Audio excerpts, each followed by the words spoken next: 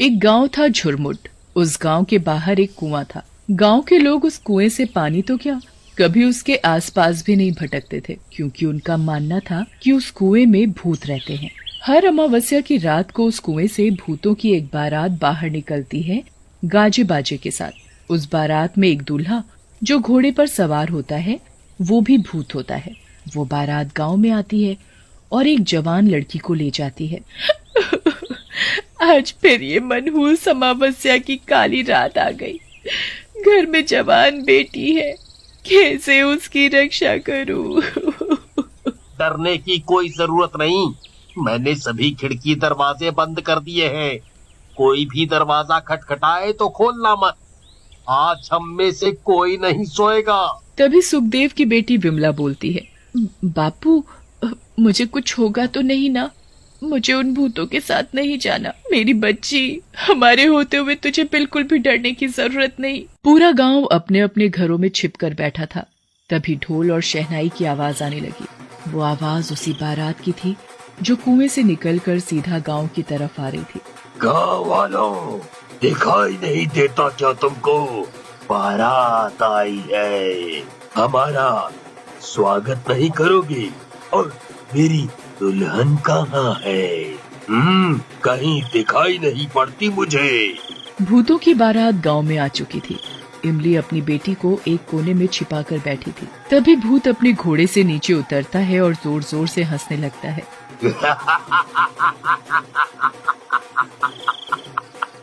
आज मेरी शादी है।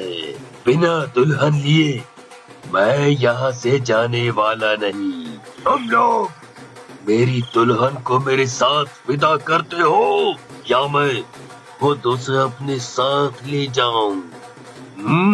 गांव में सन्नाटा था, किसी की कोई आवाज नहीं। तभी भूत किशनलाल के घर में दरवाजा तोड़कर घुस जाता है। तुम्हारा दामाद आया है। स्वागत नहीं करोगे अपने दामाद का? मेरी बेटी को छोड़ दो। उसकी अभी शादी की उम्र नहीं है। वो तो अभी बहुत छोटी है, बच्ची है। मुझसे झूठ बोलता है तू। कल ही तू अपनी बेटी के लिए दूसरे गांव लड़का देख कर आया है। मुझे सब पता है, सब पता है। मेरी बेटी को हाथ लगाने की कोशिश भी मत करना। मैं उसकी माँ हूँ। तुम्हारे जैसे भूत के साथ अपनी बेटी की शादी कभी नहीं होने दूंगी। फिर क्या था, भूत को बहुत गुस्सा आता है।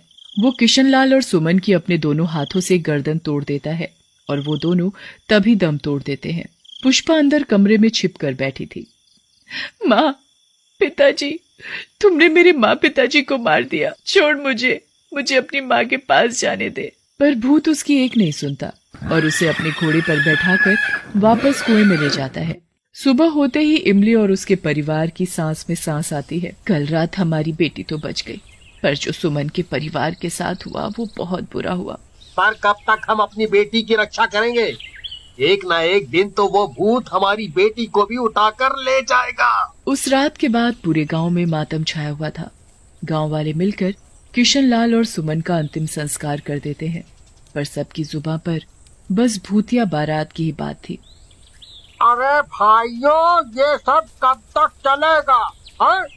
वो भूत इस गांव में घुस जाते हैं और हमारी ही आंखों के सामने हमारी बेटी को उठाकर ले जाते हैं। किशनलाल की बेटी पुष्पा हमारी भी तो बेटी थी, हैं? बिल्कुल सही कहा।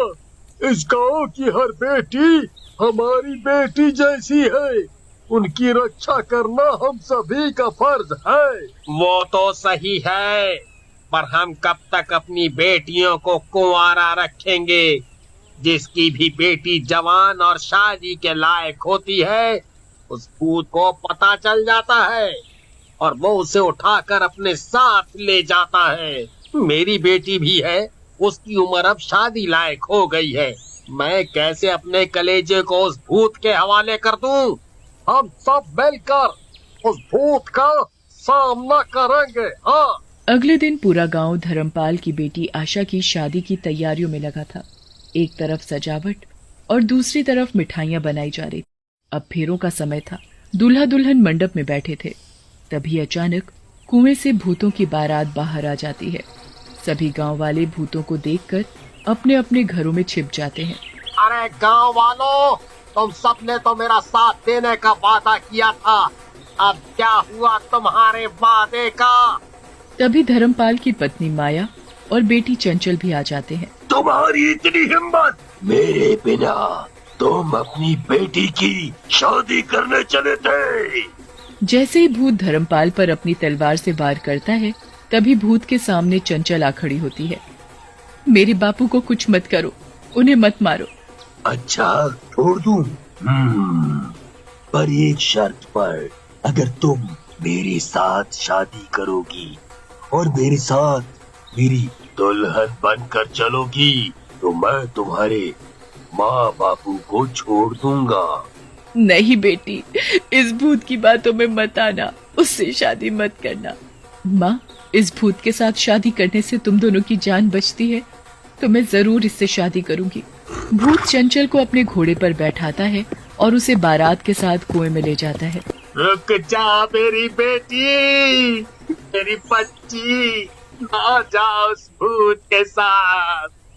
किसी की हिम्मत नहीं होती भूत का सामना करने की, क्योंकि भूत अकेला नहीं था, उसके साथ उसकी पूरी बारात थी और सभी खतरनाक भूत थे। ये ठीक नहीं किया हम सब ने। मेरी बेटी अभी बहुत छोटी है, पर एक दिन उसकी उम्र भी शादी की होगी। क्या तब भी मैं ऐसा करता जो मैंने आज किया?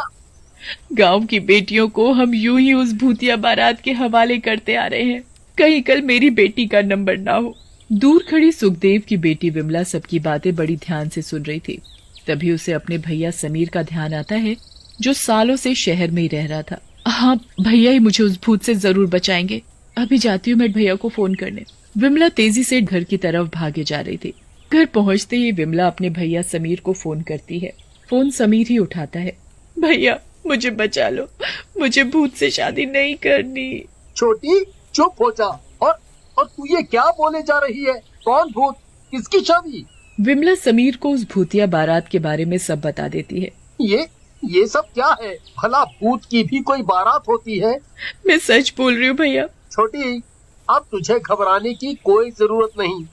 मैं अगली ट्रेन पकड़कर सीधा गांव आ रहा हूँ। मैं भी तो देखूं जरा उस भूत को। समीर तुरंत ट्रेन पकड़कर शाम तक गांव पहुंच जाता है। गांव पहुंचते ही समीर गांव वालों पर बहुत गुस्सा करता है। तुम सब कितने कायर हो? अपनी ही बेटी को उस भूत के हवाले कैसे कर सकते हो? मुझे अभी भी यकीन नहीं हो रहा कि तुम सब सच बोल रहे हो। क्या मुझे कोई पूरी बात बताएगा? हमने कभी तुझे इसलिए नहीं बताया कि कहीं तू परेशान न हो वहाँ। मैं बताता हूँ अब। कई साल पहले इस गांव में दूसरे गांव से बारात आ रही थी, नाचते गाते हुए। सभी बहुत खुश थे, पर अचानक रास्ते में कुछ लुटेरों ने बारात को रोक लिया और उन्हें लूटने लगे। उनके सभी कीमती गहने और सभी पैसा उन लुटेरों ने ले लिया था। बारात के साथ जो दूल्हा था, उसने उन लुटेरों से बहुत विनती की कि उन्हें जाने दें, छोड़ दें, पर लुटेरे मार पीट पर उतर आए। अच्छा, तो ये बात है। मुझे एक तरकीब सूझी है। तुम सबको मेरा साथ देना होगा। उस मंडप में दुल्हन की जगह मैं बैठ जाऊंगा, दुल्हन का जोड़ा पहनकर। वो भूत मुझे दुल्हन समझकर अपने साथ उठा कर ले जाएंगे। मेरा उस कुएं में जाना बहुत जरूरी है। समीर ने जैसा सोचा था बिल्कुल वैसा ही हुआ। थोड़ी ही देर में वहाँ भूतिया बारात पहुँच गई।